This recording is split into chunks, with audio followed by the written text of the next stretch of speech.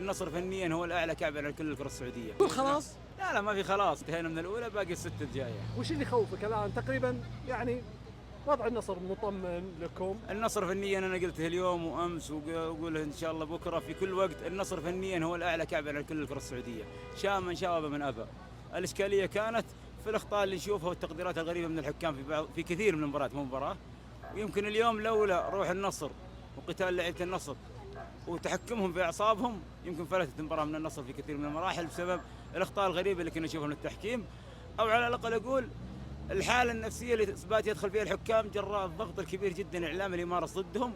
ولا بد أن المسؤولين ينتبهون هذه النقطة، عملية التجييش بين قوسين فعليا الحرب الإعلامية ضد النصر على كل الأصعدة ومن كل البرامج دون استثناء، تبعاتها لابد يكون شحن على كل المنتمين للوسط الرياضي او بالاصح كل المتداخلين في اللعبه، ومن هذه الاطراف لجنه التحكيم. يعني شفنا بعد مباراه الفيحاء ايش صار من عمليه تجيش غير منطقيه، شفنا في اخر مباراه للنصر كل مباريات النصر. فاليوم النصر يعني بات يقاتل كالعاده على كل الجبهات، ولكن باذن الله النيه الصافيه تكسب بالاخير.